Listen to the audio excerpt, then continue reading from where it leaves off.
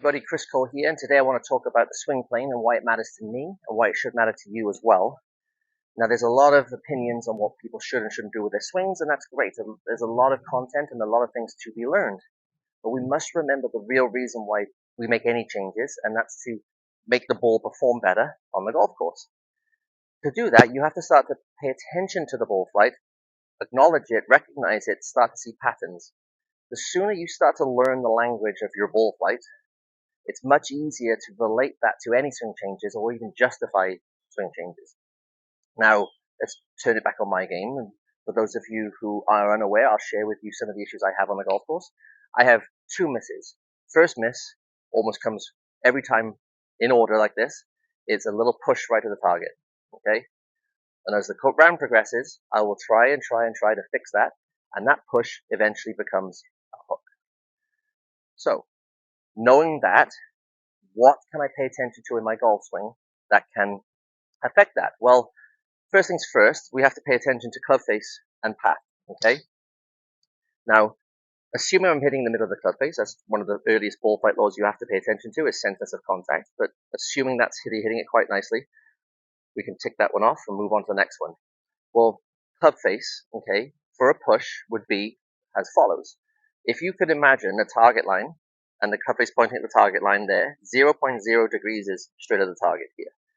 For it to be a push, we have to have a path that's a little bit more in to out, okay, with a club face that's pointing equally in to out. So 3 degrees right is the path relative to target, and club face 3 degrees right relative to target, but maybe square to path, okay? So 3 degrees right, a face 3 degrees open is a straight push. Now, as the round progresses, what tends to happen for me is I get sick of that. And I try to get the club to square up a little bit more, just a little bit more, and that would solve my problems, right? And it can, short term, but it's not tangible, it's hard to repeat.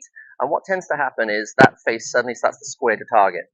So 3 degrees right of path, and club 3 degrees, or 0.0 to target, but 3 degrees closed relative to path is that hook. That's a problem now, right? So I'm fighting it the best way I know how, but it's making my life more difficult, not easier.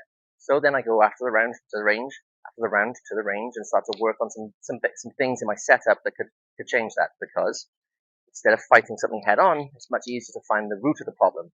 And a lot of your problems with all shots can be found in the setup. What do I mean? Well, the swing plane is a line that we draw at address here from the golf ball running through the player's right elbow if they're right-handed, left elbow if they're left-handed, splitting the body in the middle here, about a 45-degree angle from the ground. And what we want to see, if we can, doesn't have to be perfect, but ideally, a club head and handle that travel seamlessly up said path, back down and around. That's what we'd like to see, okay?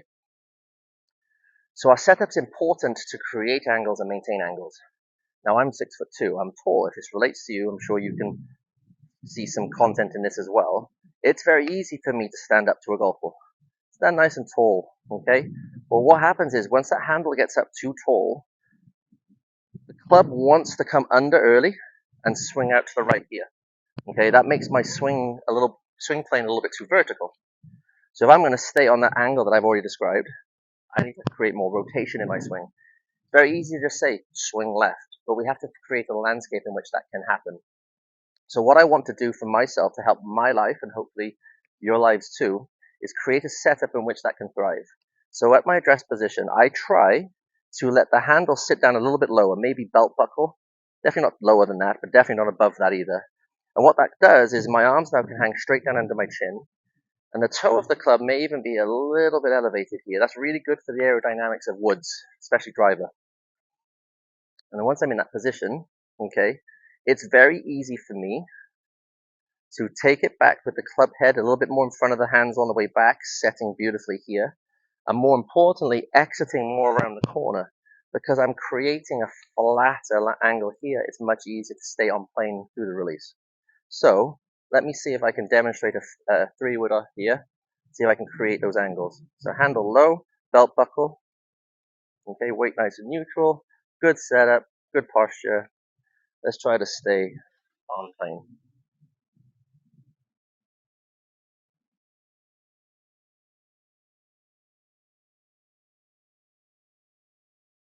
see, or you have to take my word for it maybe, but that ball face started a heck of a lot straighter and didn't actually curve more in the air, which tells me that my club face and my path were a lot more compatible with one another, and the results were good. So give it a try, explore your setup to try to fix any ailments you may or may not have in your swing.